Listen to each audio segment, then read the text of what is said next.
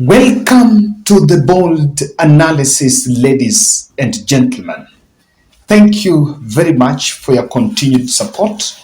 I continue to urge you that if you're watching our videos and you've not yet subscribed, kindly subscribe to our channel, click the notification bell, and also like our video. I want to say a big congratulations to our big shout out to our American viewers in America.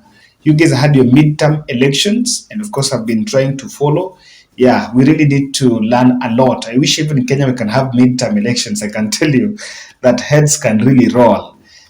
When someone think about constitutional review, someone should think about midterm elections, especially for our governors and the devolved units. I think it will really help really answer the accountability question so that we can be changing hands the way we used to do with the municipalities. You can give us your feedback by there. How are the midterm elections if you participated and you are in the States?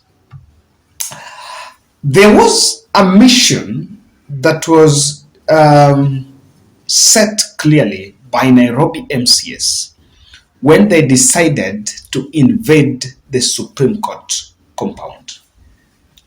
I have been following the parking lot contestation, the parking lot space contestation between Nairobi MCAs and the Supreme Court.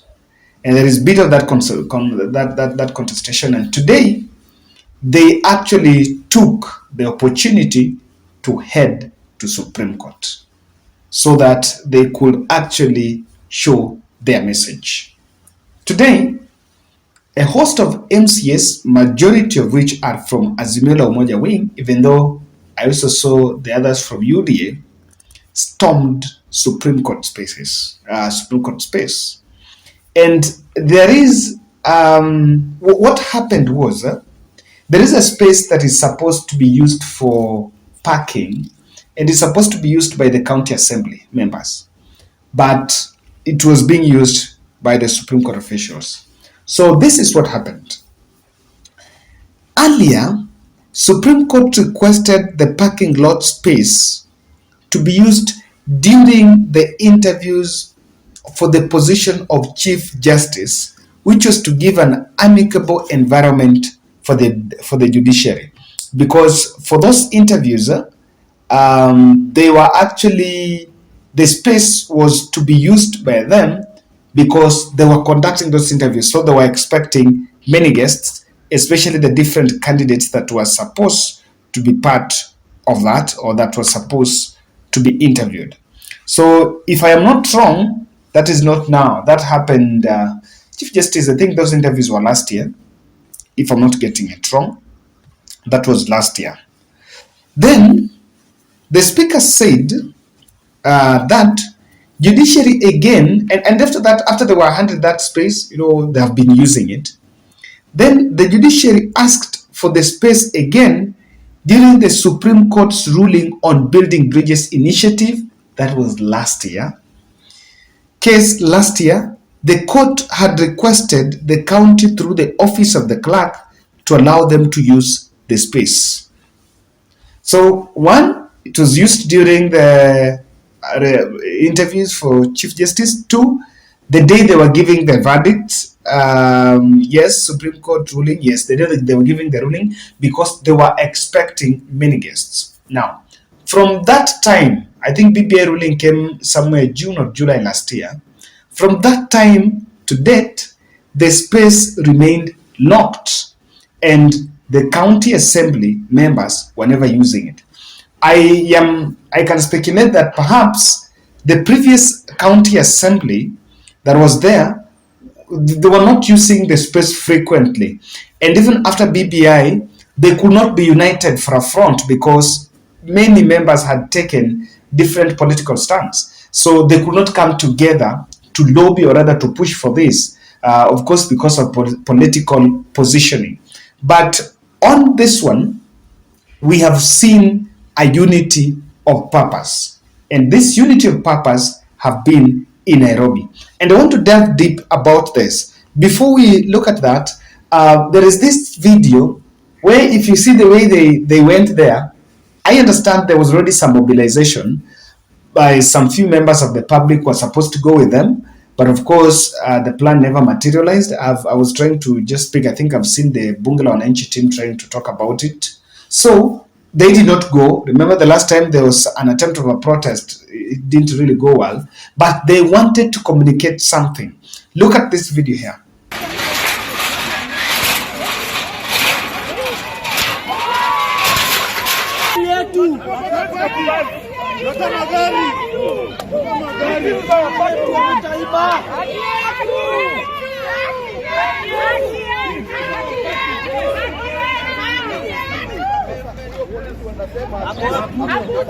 Watu watupate hapa. Watu watupate hapa.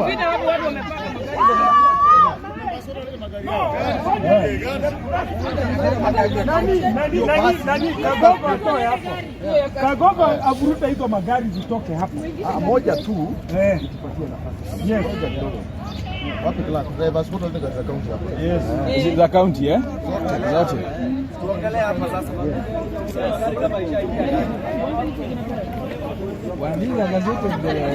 This unity of purpose really takes us to dynamics of Nairobi, especially the Nairobi County Assembly. On one side, there was a story that, of course, there was a revelation that part of Sakaja's cabinet, ODA members were absorbed.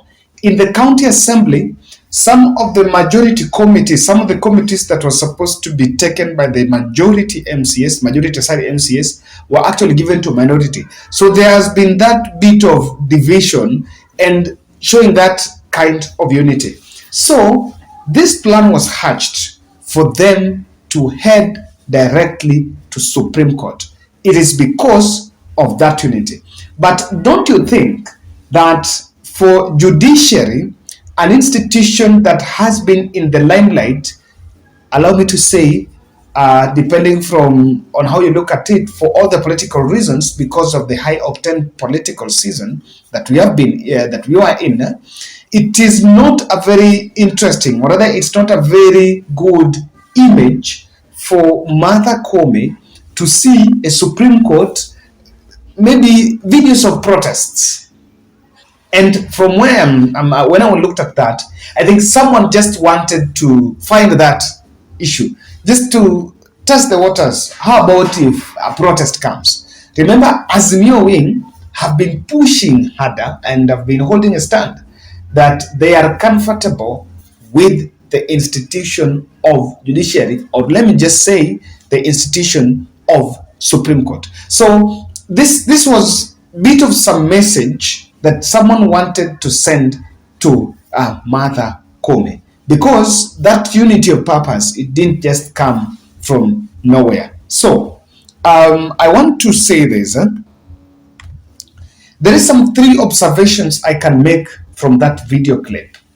And one thing, and why judiciary, or rather Martha Koome, should be wary of such, is because it actually reveals a failed communication, or yes, not native, except a failed communication between judiciary and the other, with the county assembly. Failed communication, because if this was a problem, and as I said, it did start today, maybe it started last year after the Supreme Court ruling, the MCAs were never united, so they could not push for this front, and the letter was written from the Register of Judiciary to clerk of the County Assembly. What was stopping clerk of the County Assembly sending a letter, writing another letter to judiciary for the place to be given, or rather for the issue to be sorted? But I could understand that why do you think they picked an option of going to judiciary? Question is, did they try communication, other alternative internal communication channels between these 2 institutions, the Nairobi County Assembly and the Supreme Court?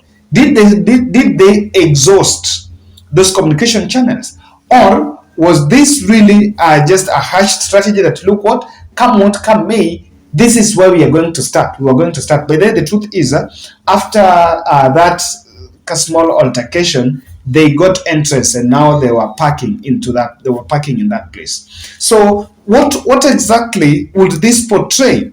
that did dialogue, or rather did communication fail?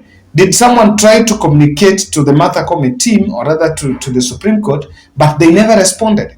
And this is something that should not be, because now judiciary is actually struggling to, I don't know that to maintain, but to boost their reputation, because reputation was really injured by what many perceived as skewed verdict. Now, from this clip, one thing you can also see is, I think MCAs, they wanted to communicate a message.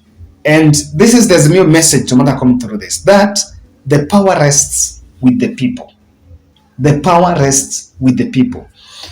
The narrative that came after Supreme Court verdict was that a decision was made by a bench of judges that really injured, or rather did not look into the power of the people, or rather they subverted the will of the people. That statement, I'm using it cautiously because it depends on who you support.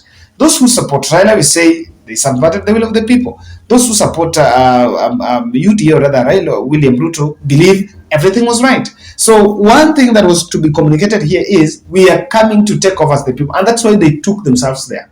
Even when police went there, they just tried to explain, and there was a bit of that fracas, kidogo kidogo, but it was sorted. This issue of expressing public hostility to the judiciary should worry Martha Koome, because that hostility is there.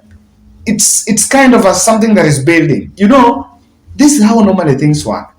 Today, in Nairobi MCAs. Tomorrow, maybe another civil society. The other day, another political party. Then it builds, it creates that momentum. And before you know, there is already a public narrative. Or rather, the public opinion is shaped that the judiciary is not fit.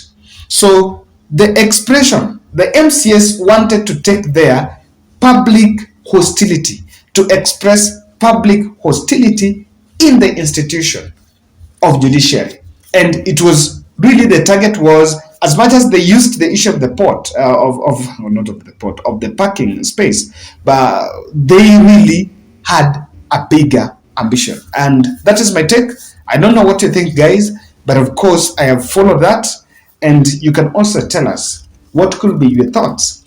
And will this signal some signs of protests against these institutions? Because Azimio seems to be holding their ground on that position.